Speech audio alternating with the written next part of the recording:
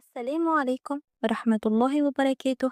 بعد ما حكينا على بداية الكون وبعدها على بداية الأرض، توا جاي الوقت باش نحكيو على بداية الحياة الحيوانية على سطح الأرض.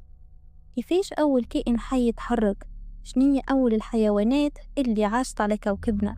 وكيفاش صار التنوع في الكائنات اللي نعرفوهم توا؟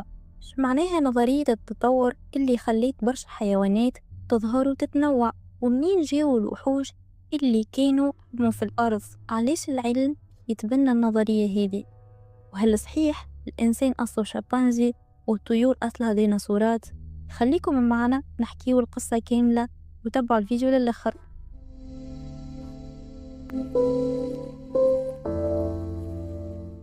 خلينا نرجع قبل 3.5 مليار سنة، وقت اللي كان فما لا ديناصورات لا طيور لحتى أسماك.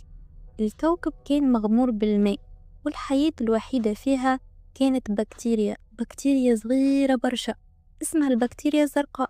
هي حكينا عليها قبل، نتصور ذكرتوها في الفيديو اللي فات.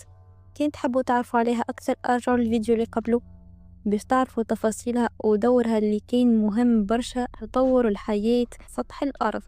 الكائنات هذه كانت سبب زيادة في تحول كبير تشهدوا الأرض.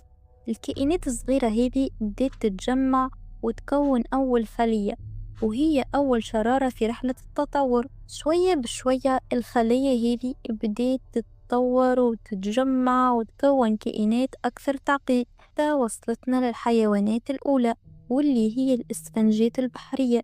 أي هذيك حيوانات صحيح ما فيهش مخ وعينين ولا حتى أطراف، حياتها كاملة تصفي الماء، لكن بعد ملايين السنين صار تحول كبير واللي لقبوه العلماء بالانفجار الكمبري. فجأة ظهرت حيوانات أو كائنات عندها عيون، أسنان، أرجل وهياكل صلبة، واللي هما مفترسات البحرية العملاقة. لأول مرة في التاريخ الدنيا وليت فيها كائنات تصطاد في بعضها سنوات وسنوات، والبحر هو الحلبة الوحيدة للحياة. لين جاي نهار واللي قررت بعض الأسماك تخاطر. تصور سمكة تتنفس من خياشيمها لكن عندها زعانف قوية برشا، نجم تبقى شوية خارج الماء. بمرور الوقت الزعانف هذيك بدأت تتحول الأرجل.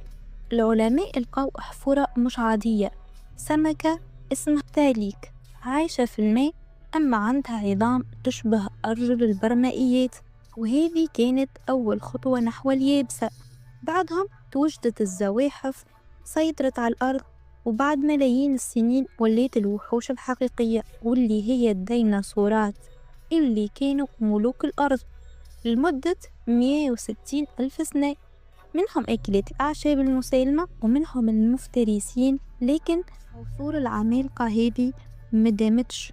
جاي نهار ضربت فيه نيزك ضخم الأرض. نيزك كان اسمه تشيكشلوب، وهو تسمى نسبة إلى المنطقة اللي تم فيها الاصطدام، وين اكتشفوها العلماء اليوم ومازال الأثر متاعها لتوا. ضربة هذه سببت أكثر انقراض جماعي، وين اختفى حوالي 75% من الكائنات الحية، من بينهم جميع الديناصورات اللي كانت تسيطر على الكوكب وقتها. وظهرت ثدييات صغيرة برشا اللي بدأت الظهور في الحفر والكهوف. الثدييات هذه كانت بداية ظهور نوع جديد من الكائنات يبقى تتطور مرور الوقت. كل هالتاريخ العظيم ما كانش باش نعرفوه من غير الأحفوريات. الصخور حافظت على أسرار الماضي، وكل عظمة متحجرة تحكي لنا جزء من القصة العظيمة هذه. كل حيوان اليوم من قطط للنمور للحيتان عندهم أجداد عاشوا في هاك العصور القديمة. العلماء قاعدة تتسائل كيفاش الكائنات بدلت هكا، علاش الكائنات قاعدة تتحول. حتى جاء العالم البريطاني تشارلز داروين في القرن 19 وقدم نظرية زلزلة العالم اللي هي نظرية التطور. حسب داروين الحياة مش ثابتة بل تتغير عبر الزمن، والكائنات اللي تتكيف أكثر هي اللي تبقى، وبالتالي هي اللي تورث جيناتها وتتطور وتتخلق منها كائنات تشبه لها. وهنا يجي سؤال خطير برشا، هل الإنسان تابع رحلة التطور هذي؟ وهل هو حلقة من حلقاتها؟ هو إنتاج التطور زعما من خلال كائنات أخرى شبه بشرية، ولا كان إنسان من أوله وفقط اتطبقت عليه النظرية وبقى إنسان؟ أعطيونا رأيكم في التعليقات. كان عجبك الفيديو ما تنسيش تعمل لايك سبسكرايب، وبالطبيعة قلنا رأيك في نظرية التطور. هل تظن أنه الإنسان تشمل النظرية هذه؟ استناو إجابتي حول الموضوع هذا في الحلقة الجاية من كيفاش وعليش. أستودعكم الله الذي لا تضيع ودائعه.